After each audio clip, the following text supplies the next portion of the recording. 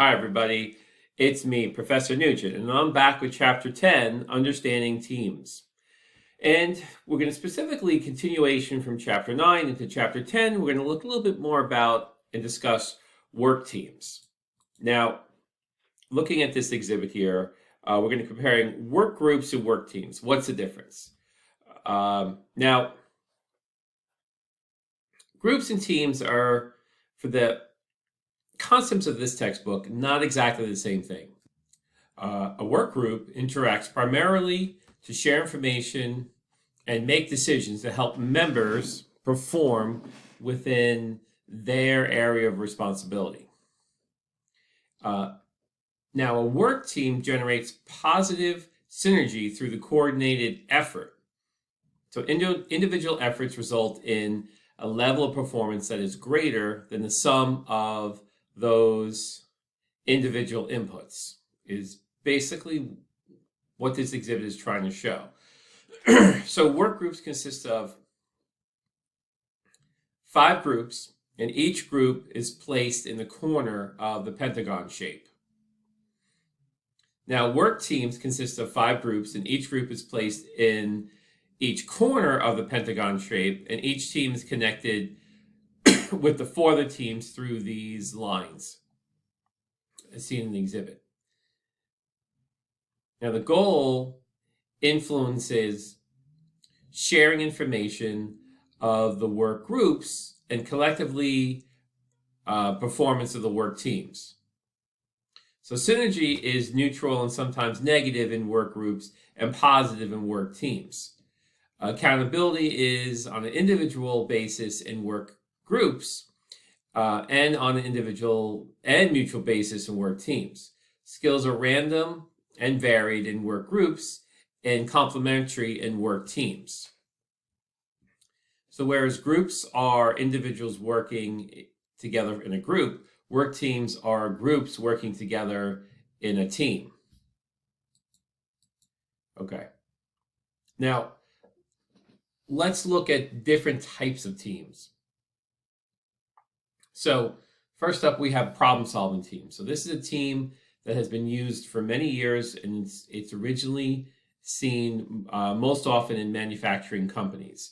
These were permanent teams that generally met on a regular basis, sometimes daily, sometimes weekly, to address quality standards, any problems with the products that are being made. Problem-solving teams rarely have the authority to implement their suggestions or corrections, but they're there to discuss, on a usually a weekly basis, the issues and problems at work. So problem-solving teams, we can think of them as 5 different groups denoted by 5 dots that come towards the center of the query.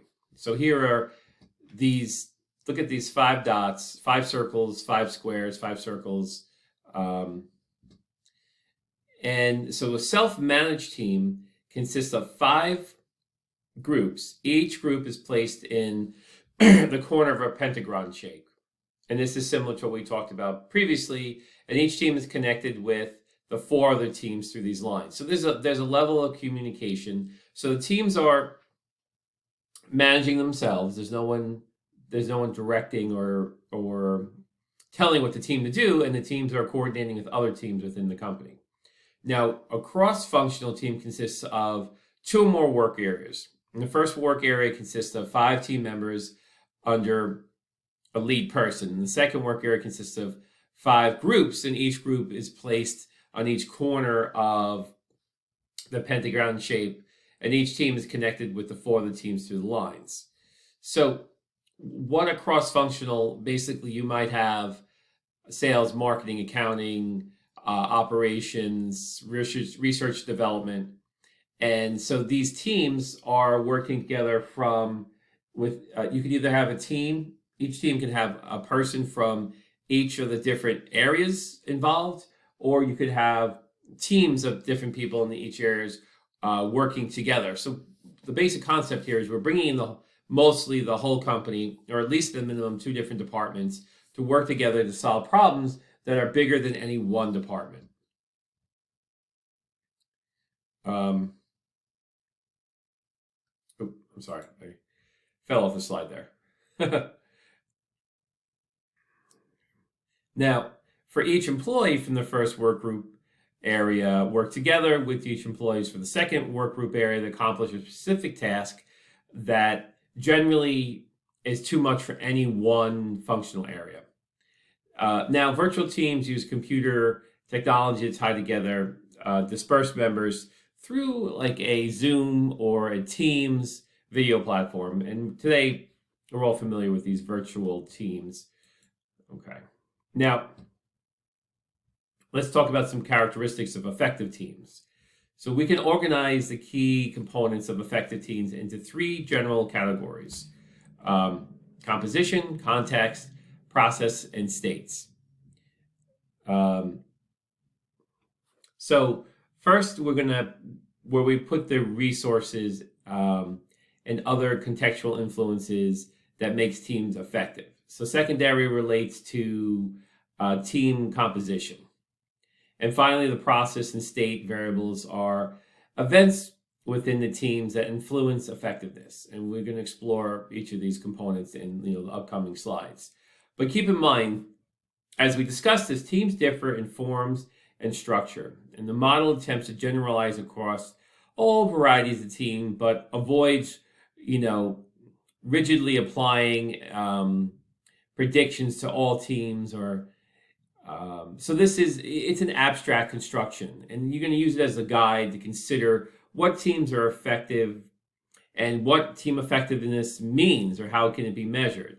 So typically team effectiveness includes objective measures of the team's productivity, managers' ratings, the team's performance, and the aggregate measure of the members' satisfaction.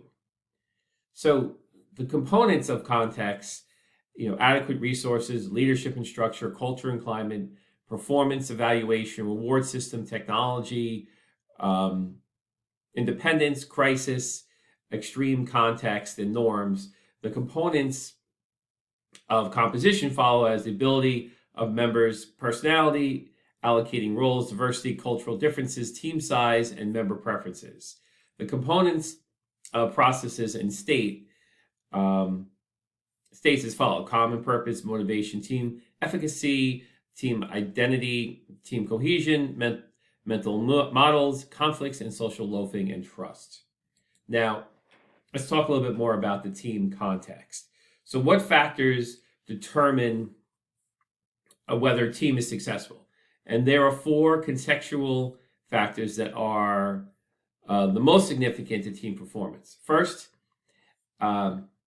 adequate resources are needed. So all teams rely on resources outside the group to sustain it. So scarcity of resources directly reduce the ability of teams to perform its jobs effectively. Second, leadership and the structure must be present. Teams can't function if they can't agree on who is to do what and ensure all members share the workload. So leadership is especially important in multi-team systems in which different teams coordinate their efforts to produce desired outcomes. Third, culture and climate do matter. So,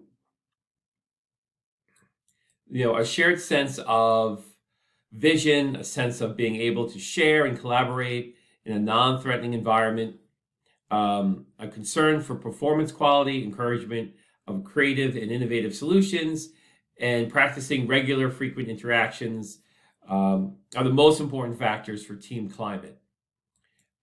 Next, we can talk about performance and evaluation and reward systems in place. So individual performance evaluations, in a sentence, may not be consistent with developing or encouraging a high-performance team. So in addition to evaluating and rewarding employees for the individual contributions, management should modify their traditional individual-oriented evaluations and reward systems to reflect team performance and focus on hybrid systems that recognize individual members for the exceptional contributions and will reward the entire group for positive outcomes.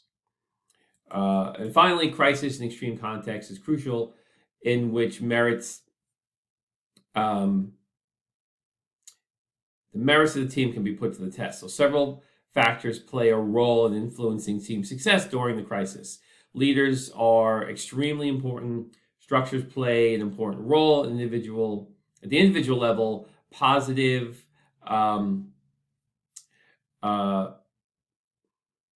attitudes and how they stay positive, and we don't get this negative impact of the crisis affecting the team, so they don't feel like this is impossible, we can't solve it. The team is more optimistic and hopeful, and hopefully they can make informed decision making on the problems at hand. Okay, so factors to consider when staffing teams are the ability of members, personalities, allocating roles, diversity, team size, and member preferences. So let's take a look at these. We'll start with the abilities of members. So part of a team's performance depends on the knowledge, skills, abilities of its individual members. So research skills, analytical skills, knowledge of the company, knowledge of the problem, these could all help to contribute to the abilities, skills, and knowledge of a group. So a number of groups, sorry, I had to sneeze. I had to pause the video. So where was it? Groups' abilities are helpful. And if we want to have an effective team, teams have to be, members of the teams need to be good at conflict resolution, collaboration, especially collaborating and problem solving, communicating, goal setting, planning. These are all things that help make a team successful. Now, the personality of team members, not all personalities get along together. So the composition of the team, you want to put people together that are more likely to work well with each other. So there's a lot of dimensions of people's personalities, and the big 5 personality models that have shown to be relevant in team effectiveness. And so teams that rate high on the means of levels of conscientiousness and openness and experience tend to perform better. And at the minimal level, teams need to be at least agreeable. So teams did worse when they had one or more highly disagreeable members. So this just makes common sense. If you want the team to work well, people have to be considerate of each other, open to other people's ideas and suggestions, courteous and agreeable, and yet still have time to get their point across in a non-threatening, non-hostile, cooperative manner. Third is allocating roles. So teams have different roles and different needs associated with these roles. So people should be selected to the team to ensure that there is diversity and that all various roles are filled. So teams need to solve certain problems. You can't have a team of the same. Think if there was one person and you clone that person 4 times and you made a team of just that one person and their 4 clones. It's not going to be as useful as if you had a team of 5 different individuals in there, because the team of 5 people who are the same aren't going to really be that creative or effective or can consider as much. So diversity of skills, knowledge, background, experience can be very useful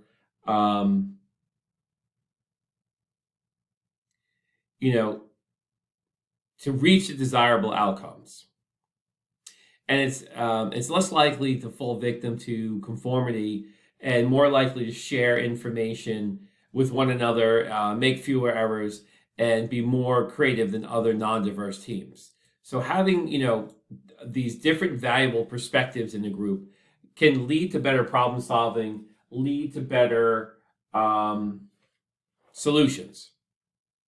Now, when we talk about cultural differences, so research on team diversity in race or gender. So we've discussed this before in previous chapters, but what about diversity created by national differences? And so research have evidence here that indicates that elements from diversity can interfere with team progress, at least in the short term. So cultural diversity does seem to be an asset for tasks that call for a variety of different viewpoints. But cultural heterogeneous teams have more difficulty learning to work together with each other and solve problems. So the good news is that these difficulties seem to dissipate with time.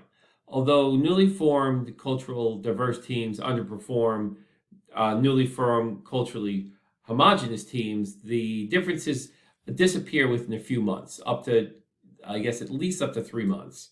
So basically, when there's a cultural difference, it takes time, it takes longer to get to know these people and work with them than if you're working with people who are just very similar to yourself, which makes total sense.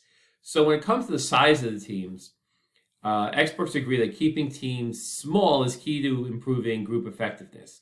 So when teams have excessive amounts of members, cohesiveness and mutual accountability decline. Social loafing increases, and more people communicate less. So ideally, teams between 2 to 5 people are ideal. If you've ever been on these teams of 10, 12, or 15 people, it's almost counterproductive,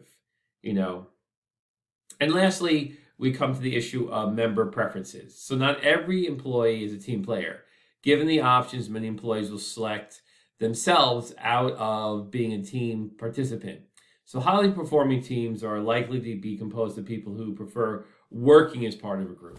And in a certain extent, if people really are not going to do well in a team, you shouldn't force them into a team. It's just not going to be a good long-term solution. So you want to try and stick with the people who are better team players, who enjoy working as part of a team. Okay, so in this slide, we're going to look at some of the characteristics of effective teams, and specifically key roles of teams. So let's start with the leader. So the leader guides, shapes, and helps facilitate the team. A motivator is someone who encourages and energizes the team.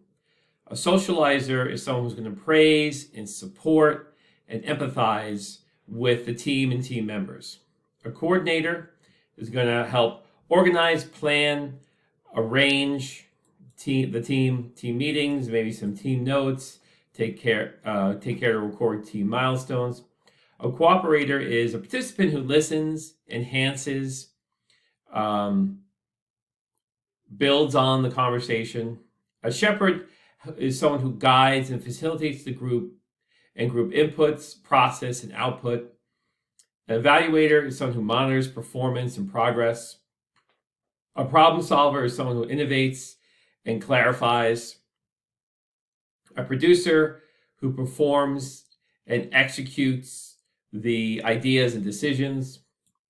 Other roles are as follows. The dominator, and these are slightly a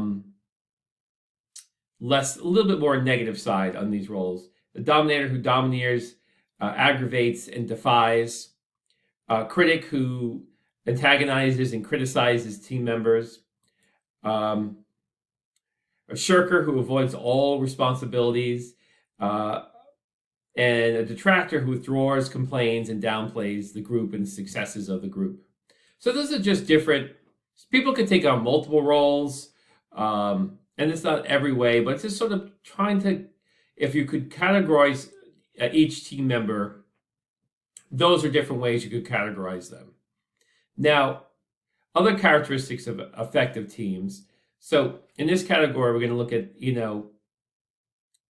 this team effectiveness, which includes processes, procedures, activities, behaviors, the team states, including collective, emotional, attitude, motivational states, members' commitment, to the purpose of the team, motivation, efficacy of the team identity, team cohesion, mental models, conflict, social loafing, and trust.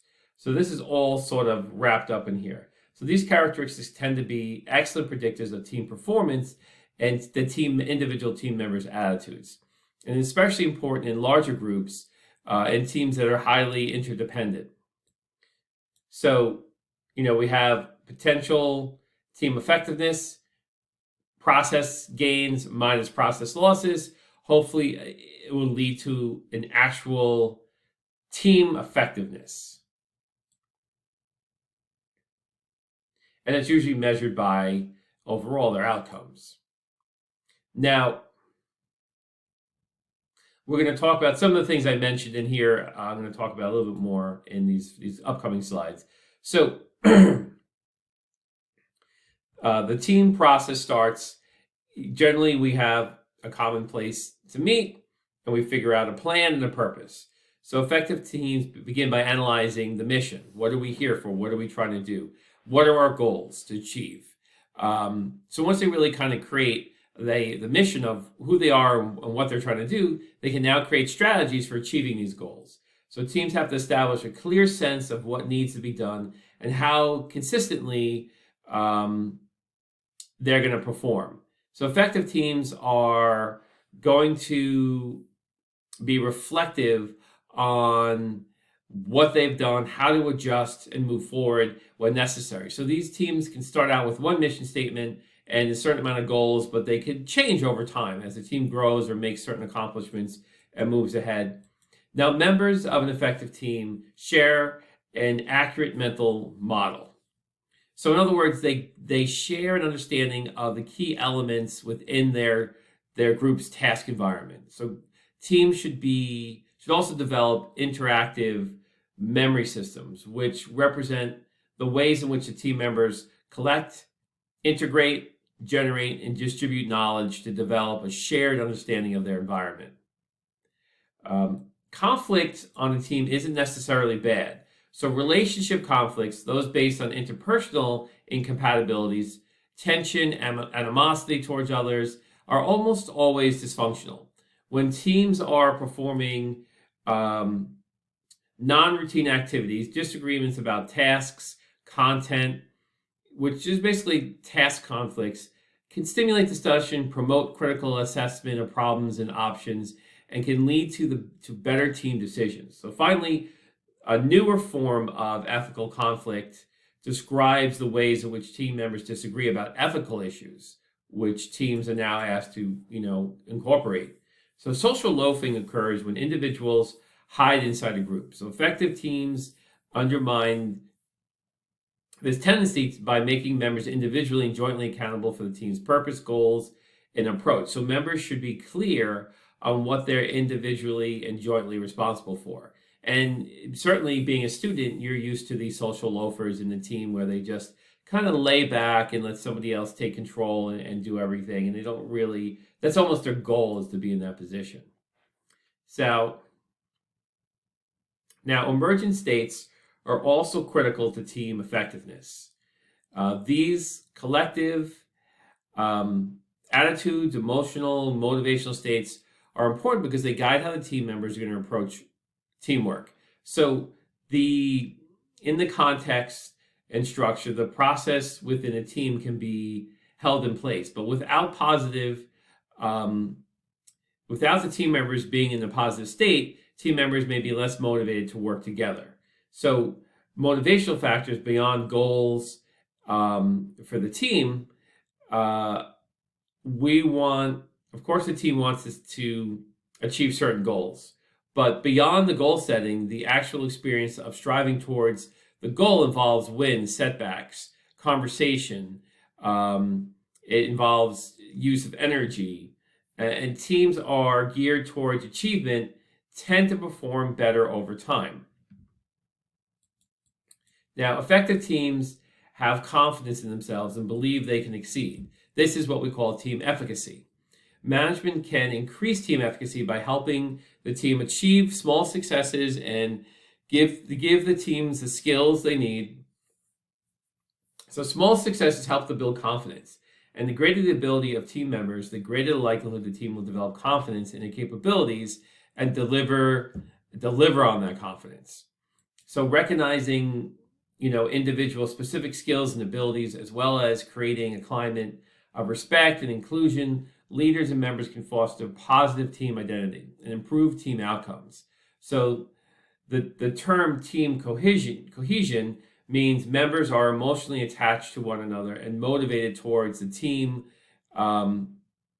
becoming successful, towards the team because of their attachment. So there's like a fondness for the team, or it's like your sports team. You want them to win. You want them to do well. So you're rooting for the team to do well. And there's also trust. So trust in teams enable a mutual positive state of positive expectations between team members. So when you trust a team member, you believe in their reliability, their dependability, and generally you're concerned for their welfare. So team trust evolves over time as members share with one another, put effort in the team, achieve results, monitor each other's performance, and team trust can be shown as a sizable effect on team performance as teams become more trusting and understanding of each other, and they can work better together. Now, how can organizations create effective teams? This is the million-dollar question.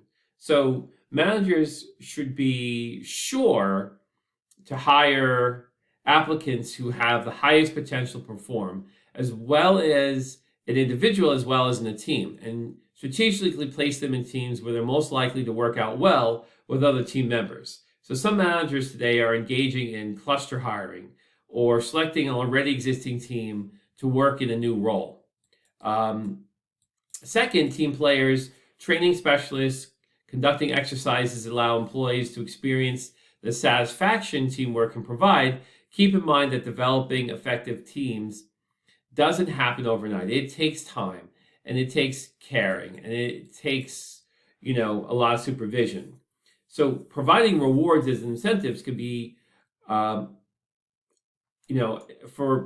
providing rewards for team members to be good team players is a good idea. So organizations' reward system must be organized in a way that's going to encourage cooperative efforts rather than competitive ones. So promotions, pay raises, and other forms of recognition should be given to individuals who can work effectively as team members, but and you might have to do some training to understand how employees should be evaluated as their individual performance and their team performance. So you want to look at, how could you do this? Well, you look at an individual. Are they good at helping train new colleagues? Do they share information? Do they help resolve team conflicts? Are they working on their skills and gaining new skills? So this is all part of what you can be recognized. Now, there's also something called intrinsic rewards, such as, that feeling you get when you're part of a team and you're successful, and this camaraderie that employees can receive from just participating as a team. So the opportunity for personal development and of yourself while working with teammates can be very satisfying, rewarding experience, because when you achieve something together and working as a group, it's always much more fun than working individually. It's sort of like when you play a game or a video game. It's much more fun when you play with your friends than playing, solitaire cards by yourself. Now, teams are not always the answer to improving the organizational productivity. So how do you know whether the work of your group would be better done in teams or better done individually? You can apply these 3 tests to see whether a team fits your situation. So number 1, can the work be done better by more than one person? So a good indicator is the complexity of the work and the need for different perspectives. So simple tasks that don't require diverse inputs are probably better left to individuals. Other tasks that are much more complex and are going to involve more perspectives than one person can contain, that's when a team is needed. Number 2, does the work create a common purpose or set of goals for the people in the group that is more than the aggregate of the individual goals? So many service departments of new vehicle dealers have introduced teams that link customer service people, mechanics, parts specialists, and sales representatives together. So such teams can better manage collective responsibility for ensuring customer needs are met properly. And lastly, Are members of the group interdependent?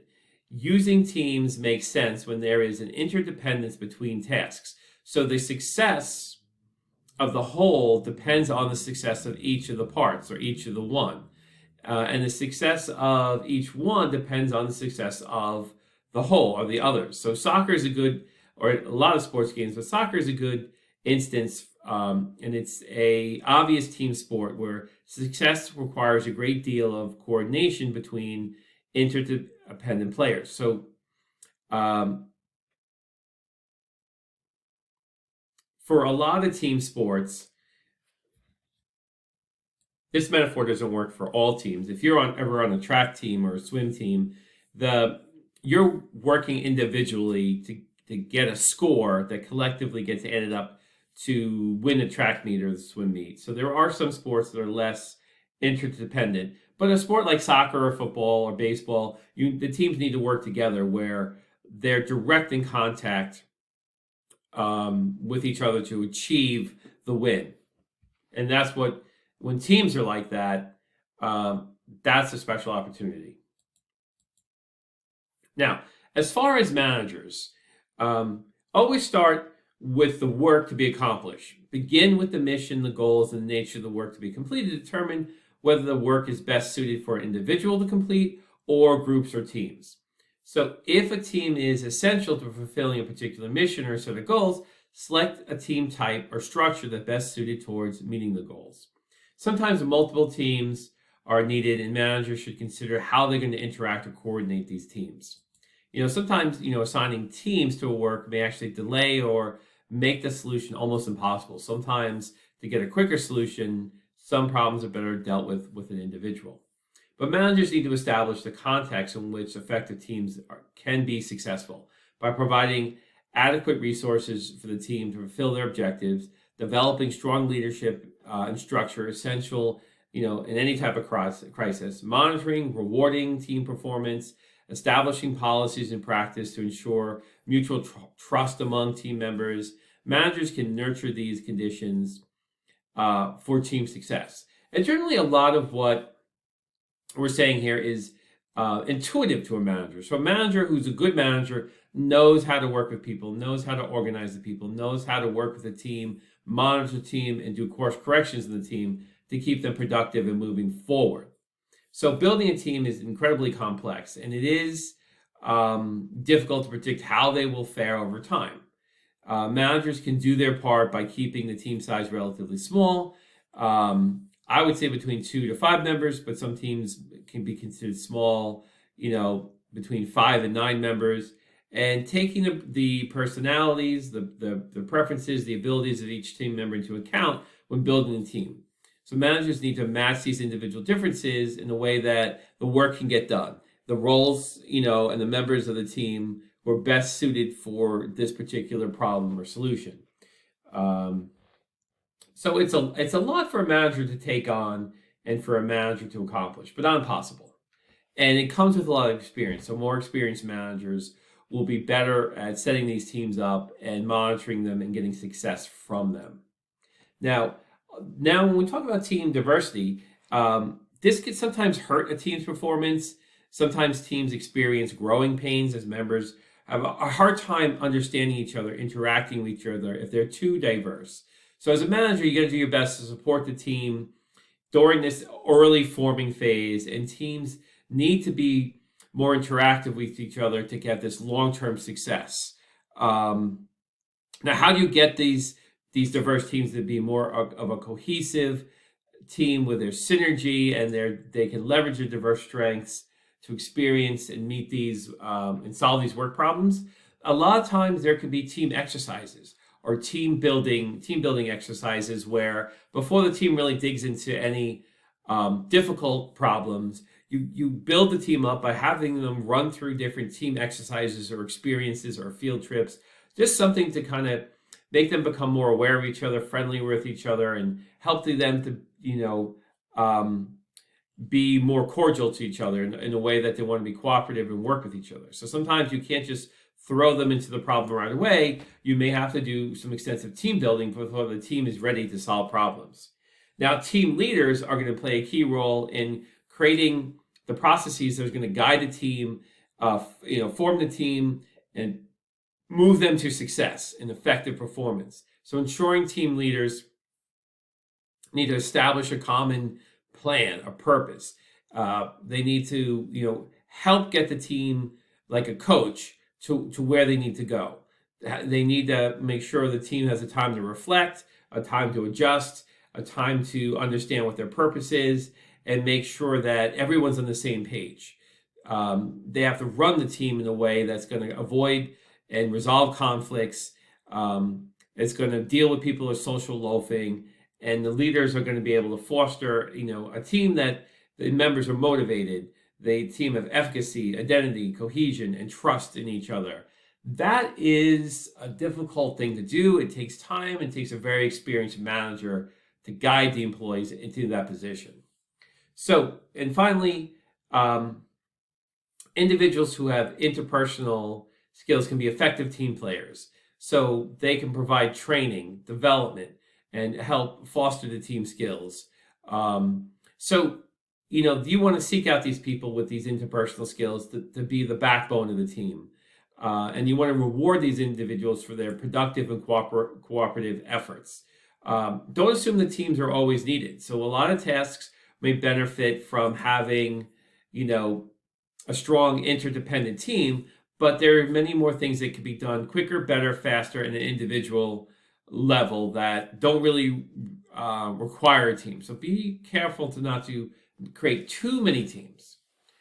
Okay, so that is my lecture for Chapter 10, and I look forward to talking with you in Chapter 11 coming up next week. Thank you, and take care.